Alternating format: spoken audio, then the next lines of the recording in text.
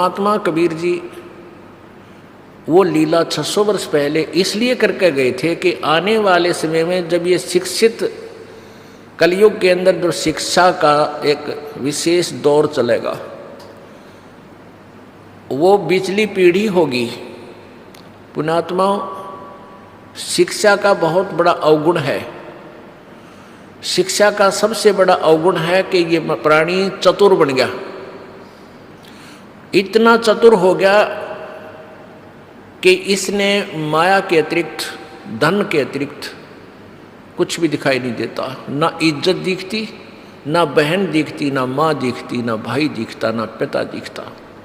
केवल माया और भौतिक सुविधाएं, कोठी बड़ी बनाऊं, कार लंबी लूं और वह खूब ठाठ से ठाठ करूं, इतना दिख है। अरे भले आदमियों, 4 युग बीत गए, 4 युग बीत गए। कितने पीछे जितने भी हमारे जो मानव हुए हैं, पूर्वज हुए हैं सतयुग त्रेता द्वापर में, वो काम चलाऊ अपनी शिक्षा थी उनके पास। जैसे एक ब्राह्मण वर्ग बना दिया गया, भी तुम शिक्षा ग्रहण करो, सदग्रंथों को समझो और फिर हमें बता दो, हम उसी तरह साधना करते रहेंगे। तो उन्होंने शिक्षा को ग्रहण किया, जैसा उन्होंने ज्ञान को समझा उनको बता दिया। कितनी शांति से रहते थे, कोई किसी प्रकार की इतना जुल्म नहीं था जो आज हो रहा है। सबसे पहले निर्लज्ज हुए, दूसरे बाद हम निर्दयी हो गए।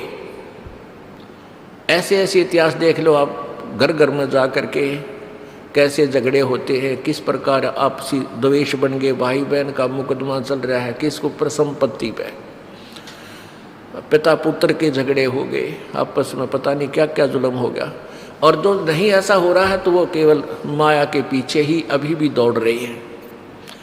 एक बहुत बड़ा अधिकारी था, जब ये दास नौकरी करता था, वो सुपरिटेंडिंग इंजीनियर की पोस्ट से रिटायर हुआ और फिर उसने आर्किटेक्ट की दुकान खोल ली। ये माया के पुजारी, आखिरी सांस तक माया ही माया दिखे। और जबकि उस उम्र, पहले तो बचपन से मालिक बनना चाहिए था, बुराइयां तो बचता, अपना नौकरी भी करता, और फिर उसके बाद रही खी कसर, फिर वो आर्किटेक्ट में सेठ बनना चाहा था।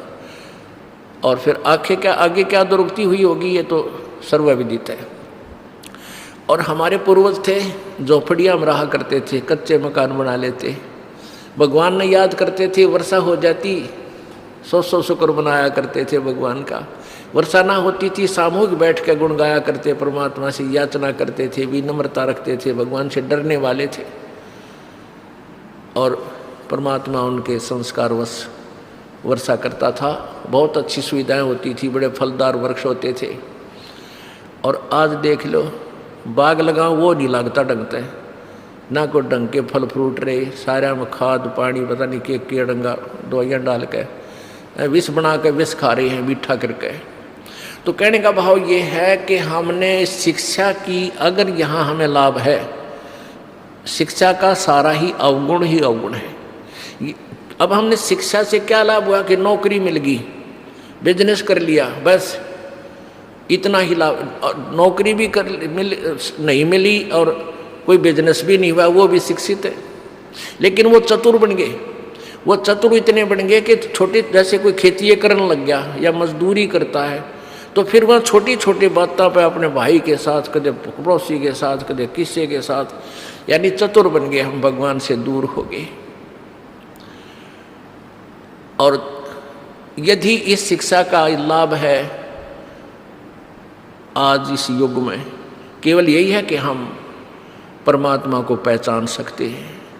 एक ये गुण है शिक्षा का, और कुछ भी गुण नहीं है। तो आप कितनी बात बना लो, और कंप्यूटर बना लिए, फलाने बना लिए, जहाज बना लिए, कंप्यूटर ना थे जबकि काम ना चला था। ये भी कौन सा पृथ्वी के ऊपर चलो तुम, फिर भी जमीन पर ही आकर के गुजारा होता है। कहने का भाव ये है कि अगर 2 वर्ष वर्षा ना हो, परमात्मा रूस गया, ये कंप्यूटर, ये जहाज और ये सारे मिसाइल धरे धराए रह जाएंगे किसी। हमने जो जिस मालिक से डरना चाहिए था, जो आत्म कल्याण करना और कराना चाहिए था, उस इतिहास को तो हमने खोला ही नहीं। अब खोलना पड़ेगा। अब व्यवस्था हो जाएगी हर एक प्राणी की। अब प्रत्येक क्षेत्र में आप जाकर देख लो, विशेषकर इस करोथा कांड के बाद हमारा एक बिटर एक्सपीरियंस हुआ, और जिससे ये पता लगा कि कहीं न्याय नाम की चीज नहीं इस पृथ्वी पे है। परमात्मा कहते थे वह वाणी आज 100% सिद्ध होगी, निरंजन धन तेरा दरबार जहां तनिक नहीं न्याय विचार। इतना भी न्याय नहीं है इस पृथ्वी पर किसी के पास भी, चाहे को कितनी बात बनाता हो। तो ये चतुरता, ये नीचता आ गई, प्रत्येक प्राणी डरता नहीं भगवान से, भगवान का भय निकल गया और पाप पर पाप इकट्ठा करता है। और फिर क्या बनता है, कुत्ता बने खाज लागे, सिर में कीड़े पड़े, जबान पे कीड़े पड़े इन दुष्टों के। आज देखते हैं ऐसी बुरा हाल हुआ आता है यहाँ प्राणियों का, हमें भी रोना आ जाता है, लेकिन हमें पता है कि पिछले जन्म में कभी परमात्मा के द्रोही रहे होंगे ये दुष्ट। ठीक है, प्रभु फिर दयालु है क्योंकि उसके बच्चे हैं ये सारे।